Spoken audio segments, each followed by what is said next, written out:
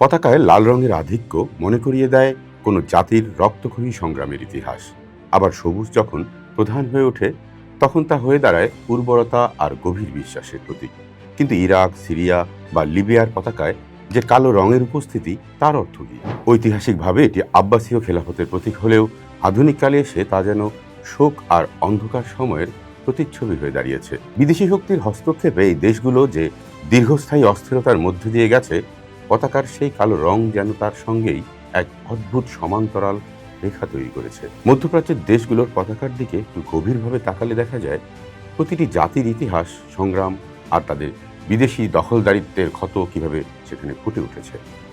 Iraq, Libya আর সিরিয়ার পতাকায় কান পাতলে যেন আজও হারানো ঐশ্বর্যের দীর্ঘশ্বাস শোনা যায়। তাদের পতাকায় রয়েছে লাল, সবুজ, সাদা, কালো, যাকে ঐতিহাসিকভাবে প্যান আরব কালার বা সর্ব আরব রং বলা হয়। এখানে কালো রং কেবল একটি বর্ণ নয়, এটি যেন একটি বীরত্বের পাশাপাশি এক অনন্ত শোকের প্রতীক। অদ্ভুত এক সমাপতন হলো এই দেশগুলোতে পশ্চিমা পরাশক্তির আধিপত্যের কালো ছায়া বিস্তার। এক সময়ের প্রতাপশালী শাসকদের পতন ঘটিয়ে সেখানে বসানো হয়েছিল সাজানো পুতুল সরকার। পতাকার সেই কালো রংটি যেন পরাধীনতার আর সংঘাতময় সেই সময়গুলোর এক নীরব সাক্ষী হয়ে টিকে আছে। খেয়াল করলে দেখবেন, যখনই কোনো দেশে বড় ধরনের শাসনতান্ত্রিক বা কাঠামোগত পরিবর্তন আসে তখন তার প্রভাব পড়ে পতাকায়। এর বড় প্রমাণ আফগানিস্তান। রাজনৈতিক পট পরিবর্তন আর ক্ষমতার হাত বদলের সঙ্গে সঙ্গে আফগানিস্তানের পতাকা বারবার রঙের স্থান পরিবর্তিত হয়েছে। এটি মূলত দেশটির দীর্ঘস্থায়ী গৃহযুদ্ধ আর বিদেশি হস্তক্ষেপের চরম অস্থিরতাকেই ফুটিয়ে তোলে।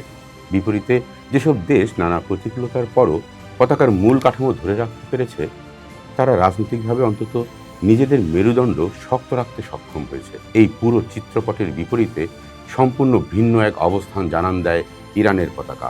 তাদের পতাকায় কালো রঙের অনুপস্থিতি যেন এক অনন্য শৌর্য, ঐশ্বর্য, দর্শন আর আত্মমর্যাদাপূর্ণ রাজনৈতিক বার্তারই বহিঃপ্রকাশ।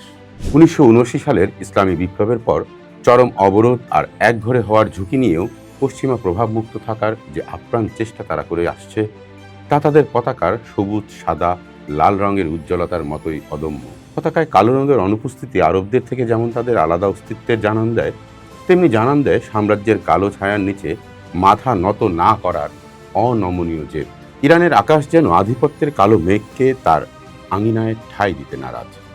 পশ্চিম এশিয়ার ভূরাজনীতিতে যে দেশটি আত্মমর্যাদাকে আঁকড়ে ধরে পরাশক্তির ঝড়ের বিপরীতে বুক চিতিয়ে দাঁড়িয়ে থাকে, তার পতাকায় হয়তো সে কারণেই কালো ছায়ার কোনো স্থান হয়নি। আটপৌরে মধ্যপ্রাচ্যের অনেক দেশ যখন ঝড়ের ঝাপটায় অস্তিত্ব সংকটে ভুগেছে কিংবা পতাকার রং মর্যাদা হারিয়েছে, ইরান সেখানে কালোহীন এক স্বতন্ত্র আভা নিয়ে মাথা উঁচু করে টিকে আছে। মূলত একটি দেশের পতাকার রং কেবল কাপড় আর সুতোর কারুকাজ নয়, এটি সেই জাতির অলিখিত ভাগ্যলিপি। ইরাক বা সিরিয়ার পতাকার কালো রং যখন অবিরাম যুদ্ধ, বোমার ধোঁয়া আর ধ্বংসস্তূপের কথা মনে করিয়ে দেয়, ইরানের কালোহীন উজ্জ্বল পতাকা তখন মনে করিয়ে দেয় এক অন্যরকম প্রতিরোধের গল্প। তপ্ত মরুভূমিতে যে আরবরা এক বিন্দু কালো মেঘের আকাঙ্ক্ষায় প্রহর গুনেছে, আধুনিক বিশ্বে তাদের পতাকায় থাকা কালো রং আজ আগুনের ধোঁয়ার সমর্থক হয়ে উঠেছে। আর নিজেদের মননে, শক্তিতে ও পতাকায় কালোকে স্থান না দেওয়া ইরান যেন আজও প্রতিরোধের আলোয় উদ্ভাসিত। কারণ পতাকা তো কেবল বাতাসের ঝাপটায় ওড়ে না, এটি ওড়ে একটি স্বাধীন দেশের মানুষের প্রতিটি নিঃশ্বাসের স্পন্দনে।